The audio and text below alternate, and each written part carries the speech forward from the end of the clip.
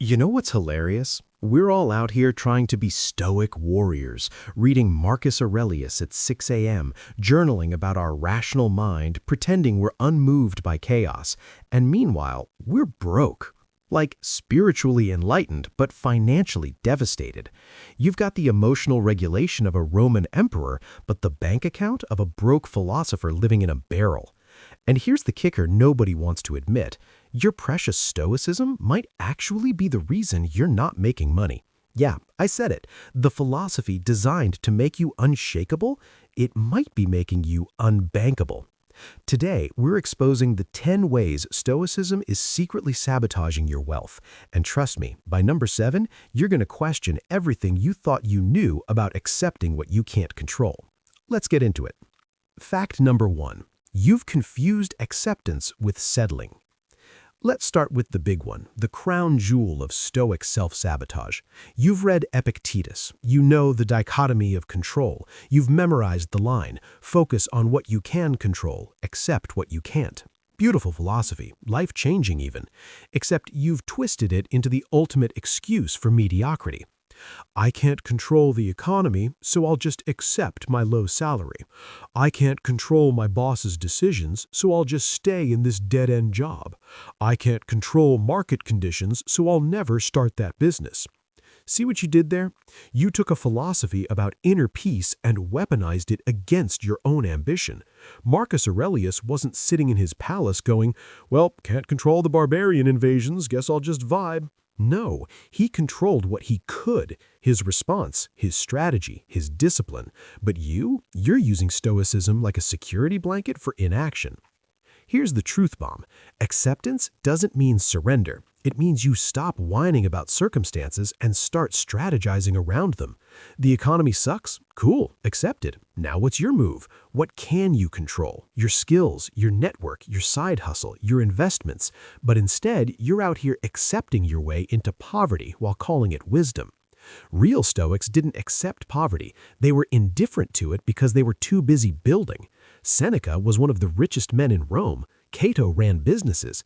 These guys understood that you can be philosophically detached from wealth while still being strategically committed to creating it.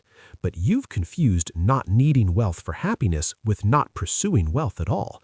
And that confusion is expensive. But here's where it gets even more twisted, because it's not just about accepting the wrong things. Oh no, you've also gone completely overboard on something that sounds virtuous but is actually financial kryptonite. And this one's got a sting. Fact number 2. Your simple living is just sophisticated brokenness. Ah yes, simple living, minimalism, the noble pursuit of needing less. You've decluttered your apartment, capsule wardrobed your closet, and convinced yourself that wanting a nice car is superficial attachment. You're basically a modern-day Diogenes, except instead of living in a barrel to prove a philosophical point, you're living in a studio apartment to justify your lack of ambition. Let's be real for a second. There's a massive difference between choosing simplicity from abundance and justifying simplicity from scarcity. When Marcus Aurelius practiced simple living, he did it from a palace. He had the option. He chose plain bread when he could have had feasts. That's philosophy. But you're eating ramen and calling it stoicism when really it's just your budget. You've rebranded being broke as being philosophically enlightened. And honestly, it's kind of genius if it weren't so sad. Here's what the ancient Stoics actually taught. Be prepared to lose everything so you're never controlled by fear. That's very different from never building anything in the first place. They said practice poverty so you're not afraid of it, not stay poor and call it virtue. Seneca had multiple villas, and once a month he'd sleep on the floor and eat cheap food to remind himself he'd be fine if he lost it all. That's the exercise. You're supposed to build the castle first, then practice sleeping on the floor. You're skipping straight to the floor and acting like you've mastered detachment. You haven't. You've just mastered coping. The Stoics weren't anti-wealth. They were anti-dependence on wealth. Big difference. You can pursue money without being enslaved by it. You can build wealth without attaching your identity to it. But you've thrown the baby out with the bathwater, convincing yourself that even wanting financial security is somehow unstoic. Newsflash, being broke isn't enlightenment, it's just being broke. And speaking of things you've convinced yourself are virtuous but are actually just holding you back, let's talk about how you've turned one of Stoicism's most powerful teachings into a productivity-killing monster that's murdering your income potential. This one's sneaky because it sounds wise. Fact number 3. You're living in the present your way out of a future. Ah, yes, the present moment, the eternal now, the only time that exists. You've read your Aurelius. Confine yourself to the present. You've mastered mindfulness. You're so present you're practically a gift. And you're also completely unprepared for next month's rent. Here's the uncomfortable truth. You've confused living in the present with ignoring the future, and they are not the same thing. The Stoics weren't telling you to avoid planning. They were telling you not to worry about plans. See the difference?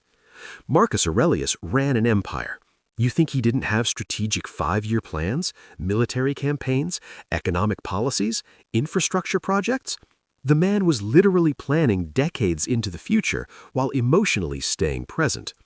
But you won't even set up a retirement account because we can't control the future and all we have is now. You're using presence as an excuse for lack of preparation. That's not Stoicism, that's just short-sighted. Let me break this down. Being present means you don't anxiously obsess about the future. It doesn't mean you don't intelligently prepare for it. You can plan your investment strategy while being emotionally grounded in today. You can build your business while not being consumed by what-if scenarios. The Stoics were huge on preparation and strategy. They just didn't lose sleep over outcomes. Seneca literally wrote about time management. The dude had essays on not wasting time, on investing your hours wisely, on being strategic about your future. But you've cherry-picked the present moment stuff and ignored all the plan intelligently parts. Here's what living in the present actually looks like when you're not using it as a crutch. You make decisions today that set up a better tomorrow without being emotionally attached to specific outcomes. You invest now because future you will thank you, but you're not stressed about market fluctuations. You build skills now because they'll pay off later, but you're not anxious about the timeline. Present-focused action, future-oriented planning, zero emotional attachment to results. That's Stoicism. But instead, you're present on your couch, scrolling your phone, not building anything, and calling it mindfulness. You're not enlightened, you're just unfocused. Okay, but let's say you do start planning, you do start building. There's still another Stoic trap waiting to destroy your wealth, and this one's particularly brutal because it disguises itself as humility. Get ready, because this next one exposes why you keep underselling yourself. Fact number 4. Your humility is just imposter syndrome with a philosophy degree. Stoics are supposed to be humble, right? Don't think too highly of yourself. Remember, you're just a speck in the cosmos. Your achievements don't define you. All true, all beautiful, and all being used by you as an excuse to charge $20 an hour when you should be charging $200. Let's talk about false humility for a second. You know what it is? It's when you call yourself humble, but you're really just scared. You're not being modest, you're being invisible, and you're using Stoicism to justify it. Oh, I don't want to brag about my accomplishments. That's not Stoic. Translation, I'm terrified of being judged, so I'll hide behind philosophy. I don't need recognition from my work. I just do it for its own sake. Translation, I'm afraid to advocate for myself, so I'll pretend I'm above wanting appropriate compensation. Here's what real Stoic humility looks like. You acknowledge your talents without attaching your ego to them. You recognize your worth without deriving your identity from it. You charge what you're worth while remaining emotionally detached from whether people say yes or no. Marcus Aurelius didn't walk around going, "Aw, shucks, I'm just a regular guy who happens to run the world's most powerful empire." He owned his role. He executed his responsibilities. He led with authority. But internally, he stayed grounded, reminding himself that power is temporary and external achievements don't determine his character. See the balance? External confidence, internal humility. But you've got it backwards. You're externally invisible, undercharging, underselling, undervaluing yourself, while internally you're actually pretty arrogant, thinking you're special enough to not need money, thinking you've transcended the game everyone else has to play. Real humility is knowing your worth and sharing it anyway, without attachment. False humility is hiding your worth and calling it virtue. And your bank account shows which one you've chosen. The Stoics weren't doormats. Cato stood up to Julius Caesar. Epictetus challenged emperors, which, by the way, got him exiled, but he still did it. These men had backbone, they had presence, they knew their value and didn't shrink from it. But you're so busy being humble that you've made yourself forgettable and broke. Now here's where this gets really wild, because it's not just that you're undervaluing yourself. You've also absorbed a Stoic principle that sounds rational, but has turned you into someone who actively repels money-making opportunities. And you don't even realize you're doing it. Fact number 5. You've turned negative visualization into catastrophic pessimism. Negative visualization, one of the most powerful Stoic practices. Imagine losing everything you have so you appreciate it more and prepare for adversity. Brilliant. Seneca swore by it. Marcus Aurelius practiced it daily. It's supposed to build resilience and gratitude. Except you've turned it into full-blown catastrophizing that prevents you from taking any financial risks. What if I start a business and it fails? What if I invest and lose everything? What if I quit my job and can't find another one? You visualized the negative so vividly, so completely, that you've scared yourself into paralysis. That's not Stoic practice, that's just anxiety with citations. Here's the thing, negative visualization is supposed to prepare you, not paralyze you. You imagine the worst-case scenario so you can A, appreciate what you have, and B, create backup plans. It's a strategic tool, not a stop sign. When Seneca practiced negative visualization, he didn't just sit there going, "Oh God, I might lose my villas." He thought it through. If I lost everything, here's what I'd do. I have these skills, I have these relationships, I could rebuild from nothing if necessary. Therefore, I'm free to take calculated risks because I know I'd survive the worst case. But you visualize the worst case and then decide to never try anything. You've used Stoicism to justify risk aversion so extreme that you're essentially guaranteed to stay exactly where you are. Let me tell you what the Stoics actually did with this practice. They used it to become braver, not more cautious. Once you've mentally prepared for the worst outcome and developed a survival plan, the fear loses its power. Then you can move boldly, knowing that even total failure wouldn't destroy you. But you've weaponized it backwards. You've turned prepare for the worst into avoid anything that could go wrong. That's not wisdom, that's just fear with philosophical window dressing. Every successful person has a version of this practice. They ask, what's the worst that could happen? And then they realize the worst case isn't that bad, so they go for it anyway. But you ask the question and then use the answer as a reason to stay small. Here's your wake-up call. The Stoics weren't risk-averse, they were consequence-prepared. Massive difference. All right, we're halfway through this list and I can already feel some of you squirming. But buckle up because this next one cuts deep. We're about to talk about how you've twisted one of Stoicism's most famous teachings, the one about desire, into wealth-repelling force field. This is the one that's keeping you content and completely stuck. Fact number 6. You've confused controlling desire with killing ambition. Here we go, the big one, the Stoic teaching that's probably destroyed more wealth potential than any other. Desire is the root of suffering. Want only what you have. Be content with what is. Beautiful philosophy. Absolutely life-changing for managing expectations and finding inner peace, and you've turned it into a career-killing, wealth-destroying excuse for having zero drive. Let's get crystal clear on something. The Stoics weren't telling you to stop wanting things. They were telling you to stop being enslaved by wanting things. There's a universe of difference between those two concepts, and you've completely missed it. Epictetus didn't say, don't pursue anything. He said pursue things while remaining free. Marcus Aurelius didn't write have no goals. He wrote have goals without attachment to outcomes. Seneca didn't preach want nothing. He practiced want things without needing them for happiness. But you've killed your ambition entirely and called it enlightenment. I don't really desire wealth. I'm beyond that. No, you're not beyond it. You're afraid of it. You're afraid of wanting it and not getting it. You're afraid of working hard for it and failing. You're afraid of the vulnerability that comes with actually trying. So you've dressed up your fear in philosophical robes and convinced yourself you've transcended ambition. Here's the reality check. Every single famous Stoic we reference was ambitious as hell. Marcus Aurelius didn't accidentally become emperor. He worked his entire life preparing for leadership. Seneca didn't stumble into wealth. He actively built businesses and made strategic investments. Cato didn't randomly end up as a major political force. He deliberately cultivated power and influence. These men had massive ambitions. They just weren't emotionally destroyed when things didn't go their way.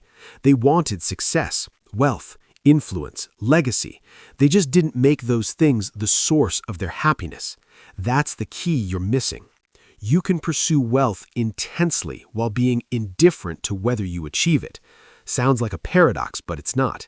It means you work your ass off, you strategize, you optimize, you hustle, and simultaneously you're totally fine if it all falls apart because your inner peace doesn't depend on the outcome. But you've interpreted don't be attached to outcomes as don't pursue outcomes. And now you're sitting around with no goals, no drive, no plan, calling yourself content when really you're just stagnant. Let me paint you a picture of what this should look like. You want to build $1 million business. You work 12-hour days toward it. You strategize, network, learn, adapt. You're fully committed to the goal. But if it fails, you're philosophically fine because you know your worth isn't tied to the outcome. You gained skills and experience, and you can pivot to the next thing without emotional devastation. That's Stoic ambition. Full effort, zero attachment. What you're doing? Zero effort, zero attachment. You've eliminated the attachment by eliminating the effort. That's not freedom, that's just opting out. The Stoics would be horrified at how you've twisted their teaching. They'd be like, we told you not to be a slave to desire, not to be a monk who wants nothing. There's a middle path here, and you've completely missed it. And you know what makes this even worse? While you've been killing your own ambition in the name of contentment, you've also developed a Stoic-flavored resistance to something absolutely essential for building wealth. This next one is why you're leaving millions on the table without even realizing it. Fact number 7. Your self-sufficiency is making you unemployable and unbuildable. The Stoics loved self-sufficiency. Be independent. Don't rely on others. Find everything you need within yourself. Control your own happiness. Beautiful, empowering, essential for mental health. And also exactly why you can't build anything that scales. Let me explain. You've taken emotional self-sufficiency, which is about not needing others for your inner peace, and twisted it into practical self-sufficiency, which means you refuse to collaborate, delegate, or build teams. And that's catastrophic for wealth building. I don't need anyone else. I can do it all myself. Cool story. And that's exactly why you're still a solopreneur making $47,000 a year when you could be running a company making millions. Here's the harsh truth. Wealth at scale requires other people. It requires teams, partnerships, collaborations, networks. You cannot build significant wealth entirely alone. It's mathematically impossible. There aren't enough hours in the day for one person to create the kind of value that generates serious money. But you've convinced yourself that needing others for business is somehow philosophical weakness. You've confused emotional independence with toxic isolation. You won't hire help because I should be able to do it myself. You won't partner with others because I don't want to rely on anyone. You won't delegate because if I can't do it all, I'm not really self-sufficient. That's not Stoicism. That's just pride disguised as philosophy. Let's look at what the actual Stoics did. They had massive networks. Seneca had business partners. Marcus Aurelius had advisors, generals, administrators, an entire empire of people he relied on. Cato built political alliances. These men understood that emotional self-sufficiency doesn't mean practical isolation. You can be completely self-sufficient in your happiness while being completely interdependent in your work. In fact, that's the only way to build anything significant. The Stoics knew this. They built systems, relationships, alliances. They understood leverage. But you're out here trying to be a one-person army thinking that needing help is weakness. You're turning down collaborations that could 10x your income because you've got some twisted idea that true Stoics go it alone. Newsflash, even Diogenes, the guy who literally lived in a barrel, had Alexander the Great coming to visit him. He had relationships. He had influence. He wasn't actually alone. Here's what you need to understand. Self-sufficiency means you're not emotionally dependent on others' approval or validation. It doesn't mean you're not strategically leveraging others' skills, time, and resources to build something bigger than yourself. The wealthiest people in the world are masters of leverage. They understand that you get rich by multiplying your efforts through other people, systems, and capital. But you've philosophized yourself into a corner where accepting help feels like failure. You know what's actually weak? Being too proud to admit you can't do everything yourself. You know what's actually strong? Building a team and creating something you could never create alone while remaining emotionally grounded regardless of whether it succeeds or fails. That's Stoic leadership. That's Stoic wealth building. But you wouldn't know because you're too busy proving your independence by staying small. All right, let's keep going because this next one is subtle. It's not loud and obvious like the others. It's quiet, insidious, and it's been draining your wealth potential drop by drop without you even noticing. This is the one that makes you feel virtuous while keeping you perpetually behind. Fact number 8. You're practicing patience when you should be practicing urgency. Patience, the Stoic virtue. Don't rush. Everything in its time. Trust the process. Good things come to those who wait. And you've been waiting, and waiting, and waiting for years. How long have you been patiently building that side project? How long have you been taking your time to learn that skill? How long have you been waiting for the right moment to launch that business, ask for that raise, make that investment? Here's the uncomfortable truth. You've confused patience with passivity, and they are absolutely not the same thing. Stoic patience is about being calm during the process, not being slow about starting it. It's about not being frustrated when results take time, not about deliberately taking more time than necessary. It's about emotional regulation during action, not about delaying action. Marcus Aurelius wasn't patient about defending Rome. When barbarians attacked, he didn't go, well, patience, we'll deal with it eventually. He moved immediately, strategically. He just didn't panic while doing it. But you're using patience as a rationalization for procrastination. You're being patient about opportunities that have expiration dates. You're trusting the process when there is no process because you haven't actually started yet. Let me give you a reality check. The market doesn't care about your patient timeline. Opportunities don't wait for you to feel ready. Wealth building has actual time value. Money made today is worth more than money made in 5 years because of compound growth. Every year you delay is costing you exponentially. But you're out here treating life like you've got infinite time. I'll start that business eventually. I'll learn to invest when I'm ready. I'll ask for that promotion next year. Next year? You might be dead next year. The Stoics were obsessed with mortality. Memento mori, remember you will die. Not so you'd be depressed, but so you'd have urgency. So you'd act now because you don't know how much time you have. Seneca has an entire essay called On the Shortness of Life, where he basically yells at people for wasting time. He talks about how life is long if you use it properly, but most people squander it. And you know what he wasn't advocating? Patient waiting. He was advocating immediate, decisive action on what matters. But you've cherry-picked the patience parts and ignored all the urgency parts. You focused on don't be frustrated with slow progress and completely missed start right now because time is your most valuable resource. Here's what Stoic patience actually looks like. You start immediately. You move with urgency. You execute fast. But you're patient with the results. You don't freak out if success takes longer than expected. You don't quit after 3 months because you haven't hit your goals yet. Fast action, patient expectations. That's the formula. But what you're doing? Slow action, patient with yourself for not starting. That's not philosophy. That's just laziness with an ancient Greek accent. The Stoics would tell you, start today, move now, execute immediately, and then be patient with the results. But you've got it backwards. You're patient about starting, and then probably impatient about results when you finally do. Every day you wait is a day you could have been building, learning, earning, compounding. Your patience is expensive, and the bill is coming due. Now we're getting into the home stretch, and these last two are absolutely critical, because they're about how you interact with money itself. This next one is particularly sneaky because it sounds so wise, so enlightened, but it's actually creating a deeply dysfunctional relationship with wealth that's keeping you poor. Let's talk about what happens when you take Stoic principles and apply them to money in completely the wrong way. Fact number 9. You've turned indifference to externals into financial negligence.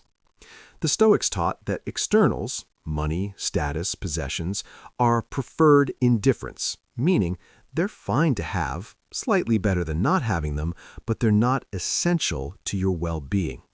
Your character is what matters. Your virtue is what matters.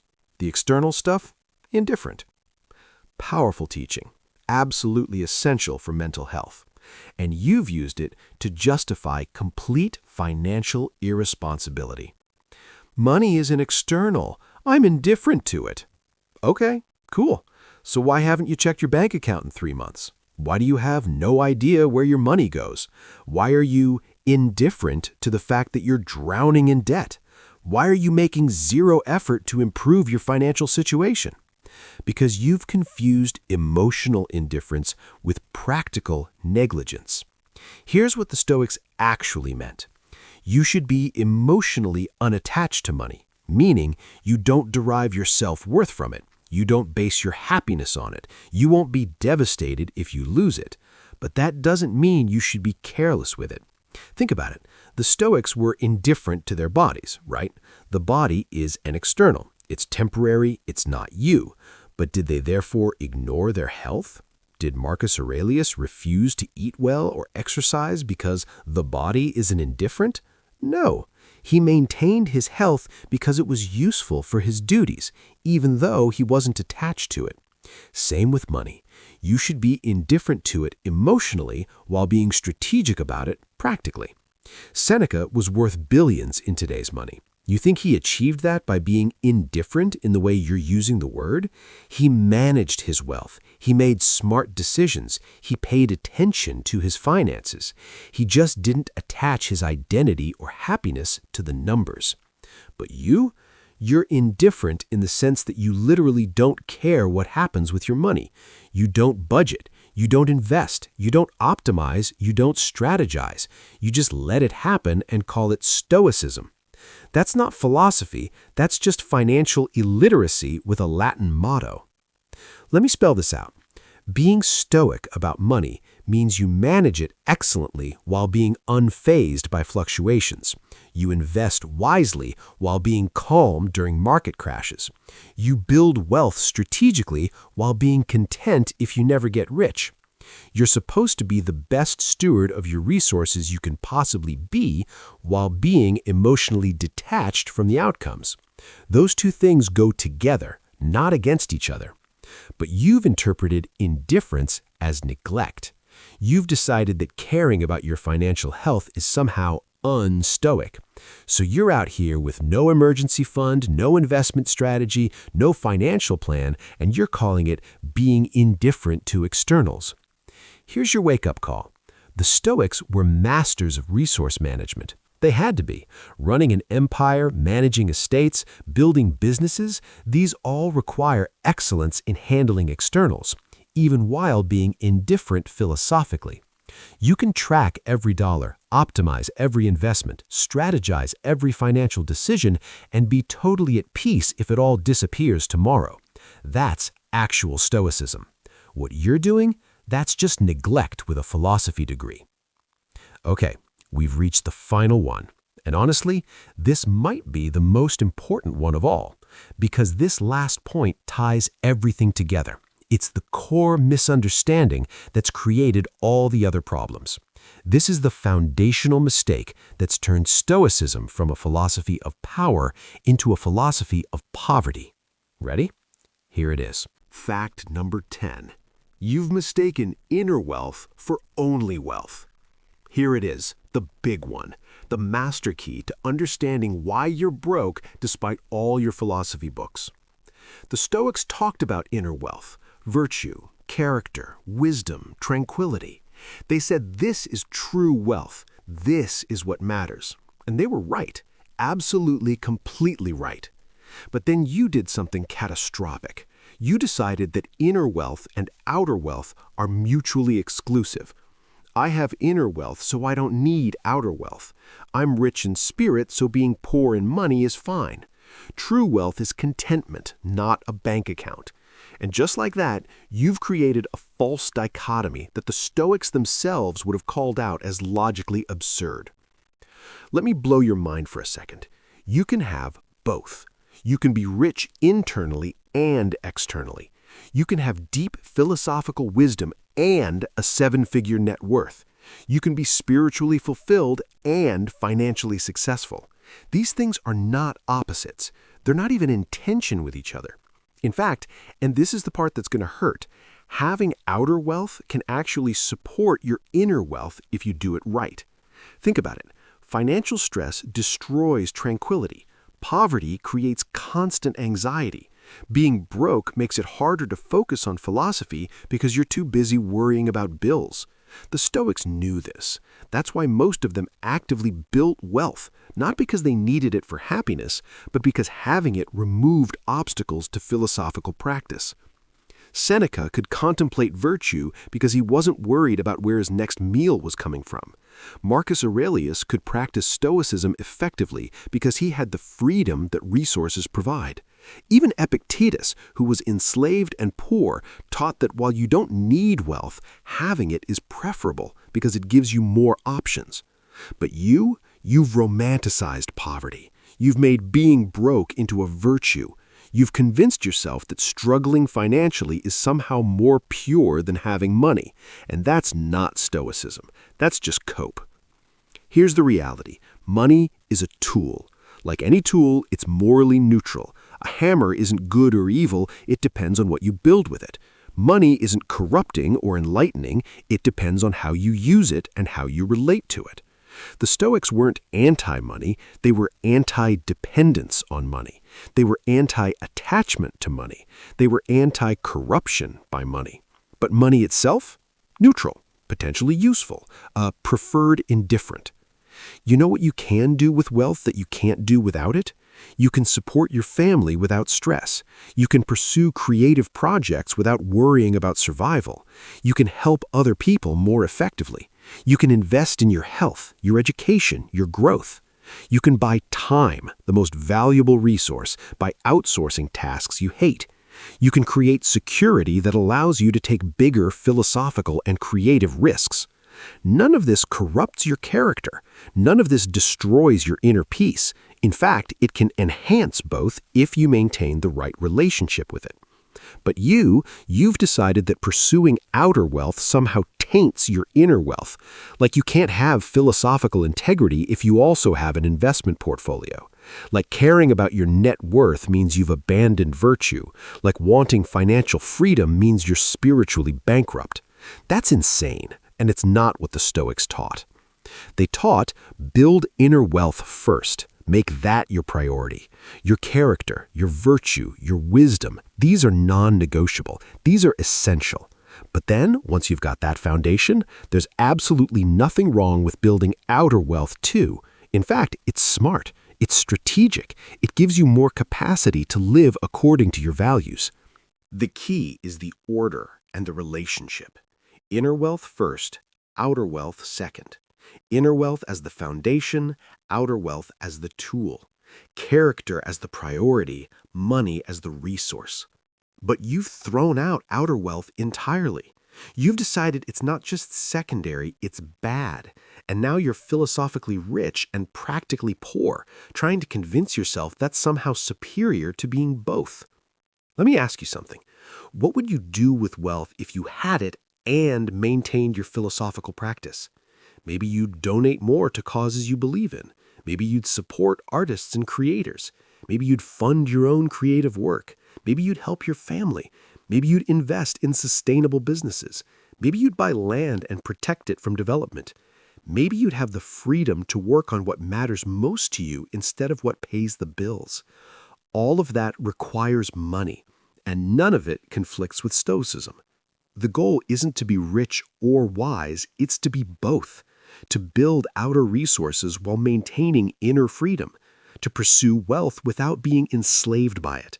To have money without being changed by it. That's advanced Stoicism. That's mastery. But you've opted out of the challenge entirely, choosing poverty and calling it enlightenment.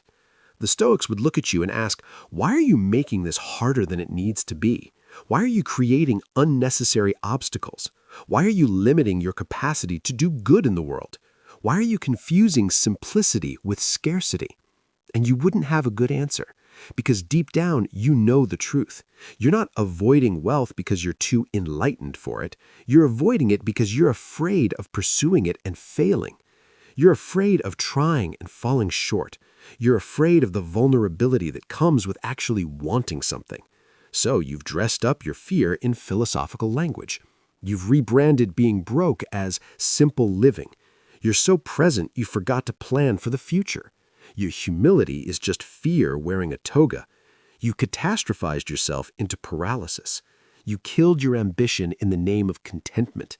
Your self-sufficiency is actually toxic isolation. Your patience is just procrastination with better PR. You're financially negligent and calling it indifference.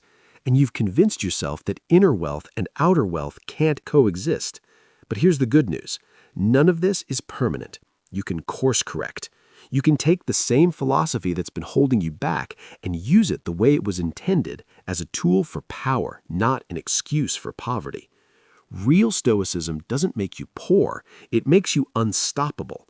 It makes you brave enough to pursue massive goals while being totally fine if they don't work out. It makes you ambitious without being desperate, strategic without being stressed, wealthy without being corrupted. The ancient Stoics weren't broke philosophers sitting around accepting their poverty. They were builders, leaders, strategists, wealth creators. They changed the world because they had the resources to do so, combined with the wisdom to use them well. And that can be you too. But you've got to stop hiding behind misinterpreted philosophy. You've got to stop using Stoicism as a security blanket for inaction. You've got to start pursuing outer success with the same intensity you've been pursuing inner peace. Because here's the truth that nobody wants to say out loud. You can have both. You should have both. Inner wealth without outer wealth is incomplete. It's like being a brilliant musician who refuses to ever perform, like being a master chef who won't cook for anyone, like having incredible gifts and deliberately keeping them small. The world doesn't need more broke philosophers. It needs people who can combine ancient wisdom with modern strategy, people who are equally skilled at meditation and negotiation, people who can quote Marcus Aurelius and read a balance sheet, people who have peace of mind and a solid investment portfolio. That's the real challenge, not choosing one or the other, but mastering both. So here's my challenge to you. Take everything you've learned from Stoicism, the discipline, the resilience, the emotional regulation, the long-term thinking, and apply it to building wealth. Not because wealth will make you happy, not because you need it to feel valuable, but because having resources expands your capacity to live according to your values and make a difference in the world. Stop being stoic about your bank account and start being strategic about it. Stop being content with poverty and start building wealth from a place of inner security. Stop choosing between philosophy and prosperity and start proving they can coexist beautifully. The Stoics weren't broke because they were wise. They were wise and they built empires and they maintained inner peace throughout it all. That's the standard. That's the goal. So what's it going to be? Are you going to keep using philosophy as an excuse to stay small, or are you going to actually embody what the Stoics taught? Fearless action, strategic thinking, emotional resilience, and yes, the practical pursuit of resources that let you do more good in the world.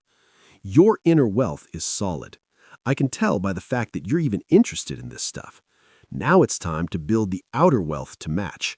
Not because you need it to be happy, but because you're done playing small. The Stoics didn't write their philosophy so you could be broke and content. They wrote it so you could pursue massive goals without being destroyed when things go wrong, so you could build empires without being corrupted by power, so you could have wealth without being enslaved by it. Stop settling. Stop hiding. Stop using ancient wisdom as an excuse for modern mediocrity. Build your inner wealth and your outer wealth. Be philosophical and practical. Be content and ambitious. Be stoic and successful. That's the real challenge, and I think you're ready for it. If this video just completely destroyed your comfortable relationship with enlightened poverty, good, that was the point. Hit that like button if you needed this wake-up call. Subscribe if you want more content that calls out the comfortable lies we tell ourselves. And drop a comment telling me which of these 10 hit the hardest. I guarantee it's the one you've been avoiding dealing with. And look, if you're sitting there thinking, okay, I get it, but how do I actually start building wealth while maintaining my Stoic practice? I'm dropping a follow-up video next week with the actual framework for doing exactly that. How to be philosophically grounded and financially successful. How to pursue money without being corrupted by it. The practical playbook the ancient Stoics actually used. So subscribe and turn on notifications because that video is going to change everything. Until then, remember, the Stoics didn't choose between wisdom and wealth. They pursued both with excellence, and so can you. Now stop watching videos and go build something. Stoically, of course, but actually build it. I'll see you in the next one.